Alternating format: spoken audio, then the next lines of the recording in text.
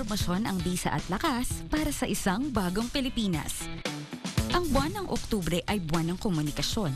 Sa panahon ngayon ng digital media, mahalagang maibigay sa bawat Pilipino ang totoo, wasto at tapat na impormasyon upang mapigilan ang paglaganap ng fake news. Kaya mga kababayan, maging mapanuri sa pagkonsumo ng balita. Siguraduhing lehitimo ang source ng impormasyong nakukuha. Palaging mag-fact check at huwag itong basta-basta i-share, lalo na kung ang source ay kahina-hinala. Isang mahalagang paalala mula sa PTV ngayong buwan ng komunikasyon.